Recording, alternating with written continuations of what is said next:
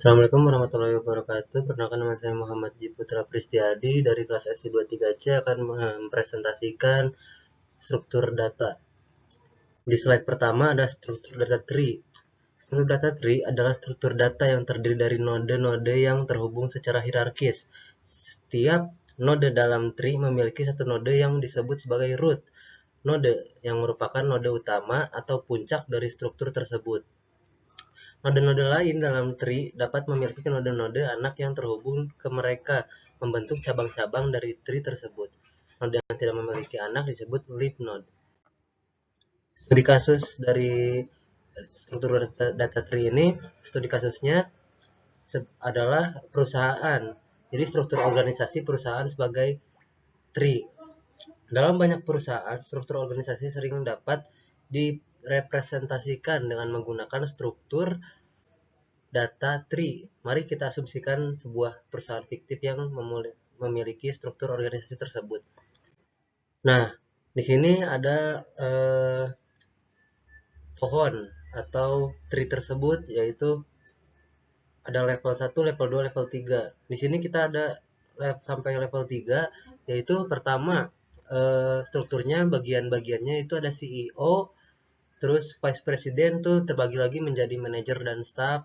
Di manajer pun terbagi lagi sebagai manajer dan staff juga. Di vice president tersendiri ada yang ke vice president yang kedua tuh ada manajer, staff, dan manajer yang kedua tuh ada staff juga. Nah, dalam struktur ini, setiap posisi dalam perusahaan dapat direpresentasikan sebagai node dalam tree. Root node yaitu CEO. Nah, level 1 nodes-nya vice president itu ada 2 nodes. Level 2 nodes-nya yaitu manager. Manager itu ada 4 nodes total under both vice president. Jadi total keempat nodes di bawah vice president itu. Level 3 nodes-nya staff 8 nodes total under various manager di bawah manager. Lalu ada struktur data graph.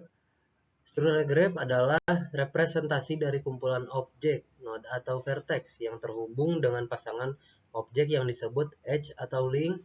Graph digunakan untuk mempresentasikan berbagai jenis relasi antara objek tersebut. Nah, karakteristik struktur data graph yaitu karakteristik utama dari struktur data graph. Node vertex, titik dalam graph yang dapat memiliki nilai atau informasi tambahan terkait dengan objek yang direpresentasikan. Yang kedua, edge link, koneksi antara dua node dalam graph yang menunjukkan hubungan atau relasi antara objek tersebut. Edge dapat memiliki arah direct atau tidak undirect, tergantung pada jenis graph-nya. Yang ketiga ada adjacency matrix, matriks dua dimensi yang digunakan untuk menyimpan informasi tentang keberadaan edge antara setiap pasangan node. Lalu masuk ke studi kasus struktur data graph. Studi kasusnya yaitu dalam bentuk jaringan sosial. Nah, dalam jaringan sosial, pengguna data entitas lainnya dapat direpresentasikan sebagai node dalam graph. Sementara hubungan atau koneksi antara mereka direpresentasikan sebagai edge. Mari kita asumsikan contoh sederhana untuk Facebook, seperti Facebook ya. Lalu kita lanjut ke struktur data hash. Data hash atau table hash adalah struktur data yang menggunakan teknik hash untuk menyimpan dan mengakses data dalam waktu yang konstan, yaitu 01. Ini dicapai dengan menggunakan fungsi hash untuk mengonversi kunci atau key dari data menjadi indeks dalam array tempat data disimpan. Nah, untuk karakteristik struktur data hash, karakteristik utama, fungsi hash, fungsi yang mengambil kunci sebagai input dan mengembalikan indeks dalam array tempat data akan disimpan.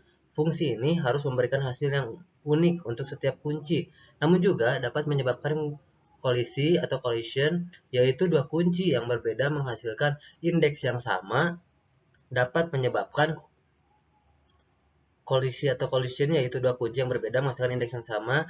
Dua, array atau table digunakan untuk menyimpan data, biasanya disebut sebagai buckets atau slot, dengan ukuran yang cukup besar untuk komponasi jumlah data yang diharapkan. 3. Operasi dasar. Yang pertama ada insert, menambah data baru dengan kunci tertentu ke tabel hash. Yang kedua ada search, mencari data dengan menggunakan kunci tertentu. Yang ketiga ada delete, menghapus data berdasarkan kunci tertentu. Yang keempat, penanganan kolisi. Ketika dua kunci menghasilkan indeks yang sama, kolisi beberapa teknik